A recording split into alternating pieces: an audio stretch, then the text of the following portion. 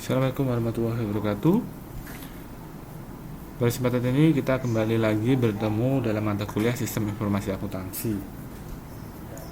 Nah, pada pertemuan kali ini kita akan membahas mengenai Computer Fraud and Abuse Technique atau teknik penipuan dan penyalahgunaan komputer. Jadi ada banyak teknik ya, penyalahgunaan komputer yang dilakukan oleh orang-orang tidak bertanggung jawab.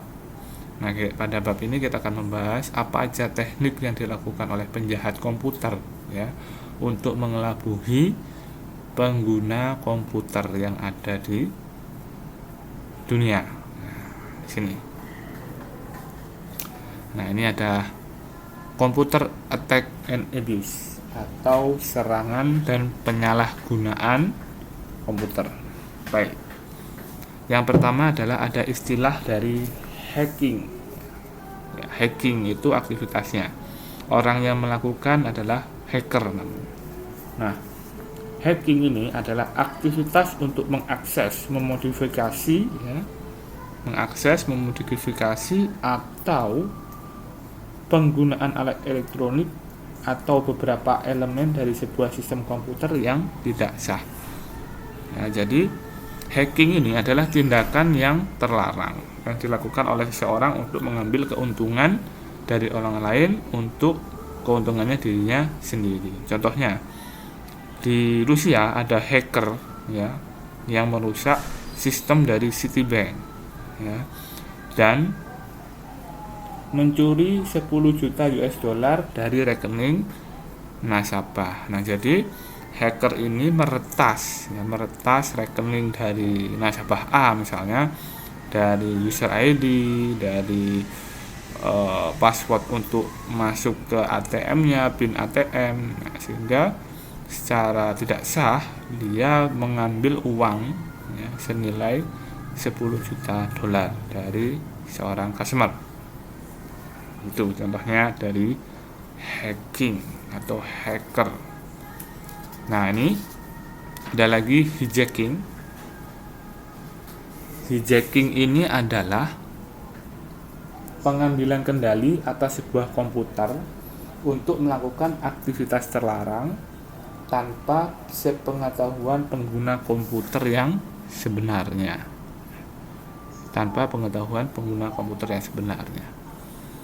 Hijacking ini ya, misal ya, kita menggunakan misalnya ada manajer di sebuah bank, dia memiliki password dan user ya yang ada di sebuah komputer yang terhubung dengan jaringan internet. Nah, ini si hijacker ini itu masuk ya, ke sistemnya manajer tersebut, yang menjebol sistemnya bank ya, untuk melakukan otorisasi yang tidak seharusnya dilakukan oleh orang yang tidak bertanggung jawab tersebut.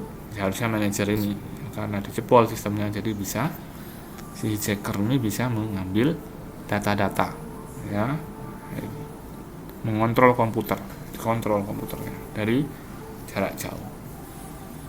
Nah, di sini. Oke, kita lanjut ya.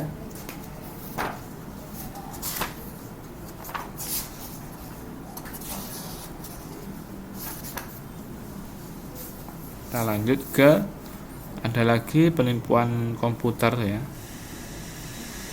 Nah, di sini adalah juga ya spam. Spam itu adalah misalnya pesan-pesan yang tidak berguna ya. Spam ini juga akan mempengaruhi sistem kecepatan sebuah komputer ya.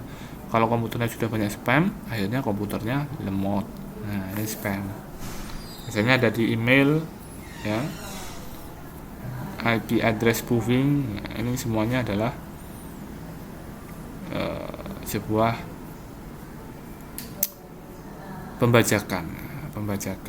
aktivitas pembajakan yang tidak sah.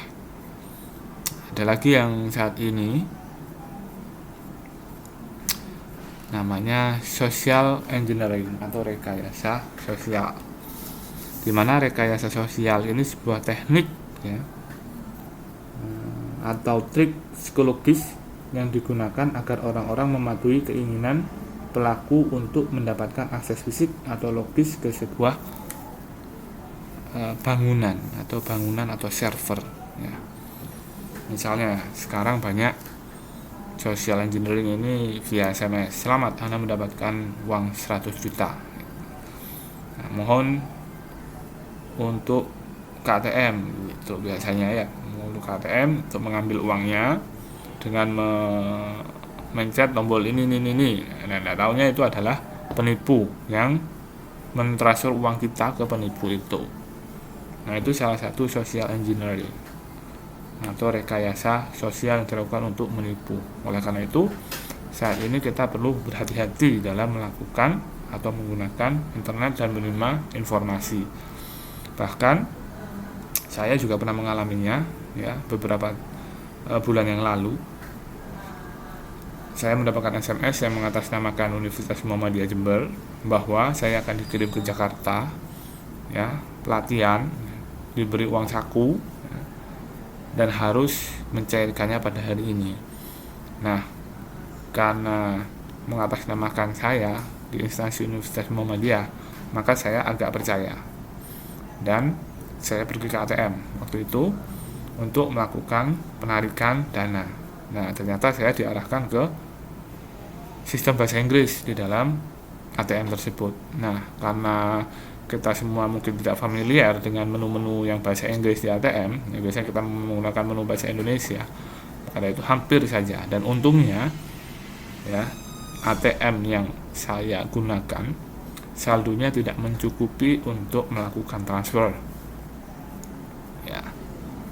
Nah, tidak mencukupi untuk transfer sehingga ditolak dan orangnya memandunya melalui telepon. Nah, sehingga karena saldo saya tidak mencukupi, orang ini marah-marah. Nah, ketika orang ini marah-marah, saya baru sadar bahwa wah, saya ini ditipu.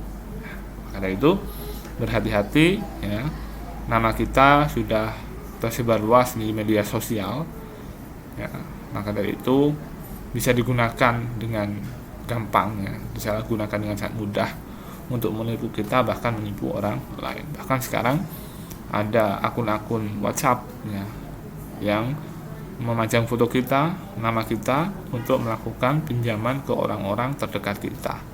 Itu yang sangat berbahaya.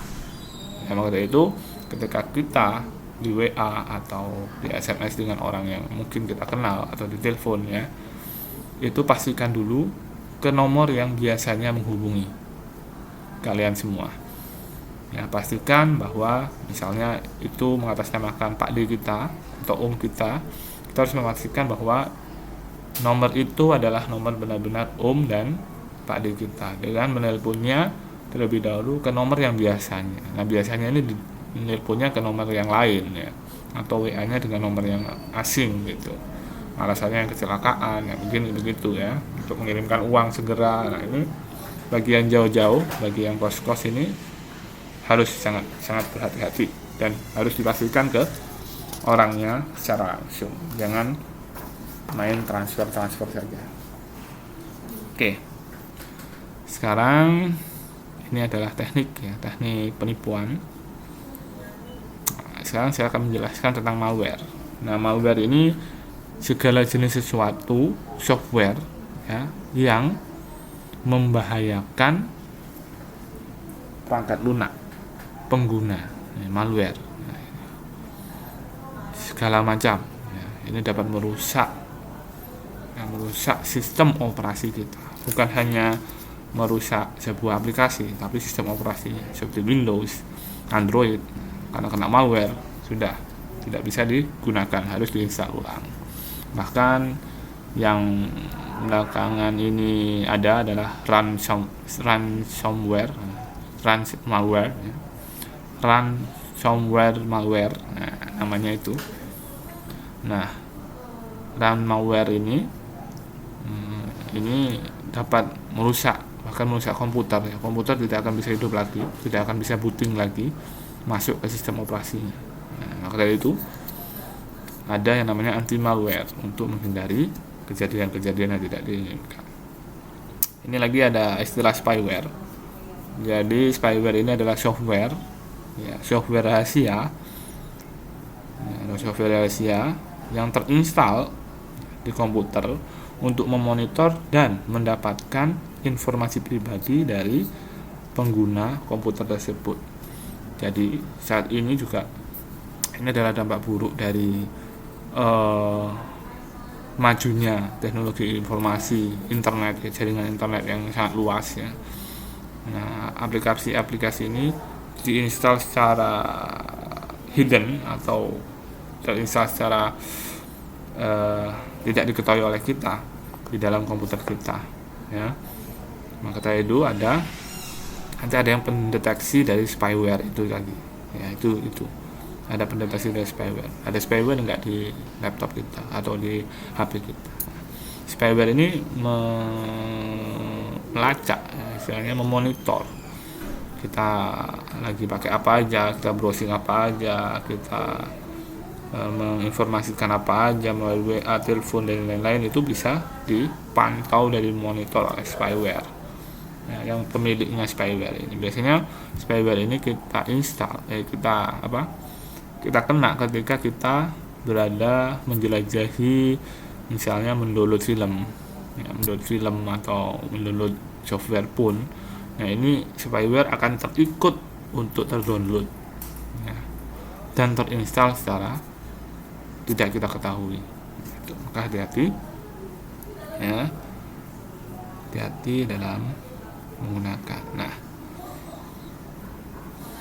adware ini spyware, ya, sama dengan spyware yang dapat pop up banner and monitor collect information, mengkoleksi, mendapatkan informasi, ya, yang dikirimkan ke adware kreatornya, pembuat adware-nya. Ini pada dasarnya sama dengan spyware, ya, tapi dia meng-add pop up banner. Nah, jadi kalau kalian buka Google, ya, ada pop up, nah, itu adalah adware. Itu hati-hati, itu memonitor kalian lagi kemana, lagi akses apa, dan kebiasaan Anda bagaimana di jaringan internet. Maka itu big data misalnya, antara usia 19 tahun ke atas, ini milenial, paling banyak situs yang dikunjungi adalah misalnya toko baju misalnya. Nah, tahunya toko baju ini ada adware-nya, adware yang memonitor segala tindakan, ya, user internet di dunia internet, gitu. Ini scareware. Nah, scareware ini adalah perangkat lunak yang biasanya berbahaya. Nah, ini perangkat lunak yang biasanya memunculkan peringatan berbahaya di komputer Anda. Nah, ketika kalian akses di internet, biasanya itu di Android akan muncul Android Anda telah terkena virus. Hati-hati dan segera download aplikasi ini untuk membersihkan virus tersebut. Nah, itu jangan percaya, ya, langsung aja keluar saja. Nah, karena ketika diinstal malah HP kalian akan rusak, Android kalian akan error, ya. Itu hanya scareware aja, menakut-nakuti pengguna untuk mengatasinya dengan menginstal sebuah aplikasi. Nah, itu adalah scareware.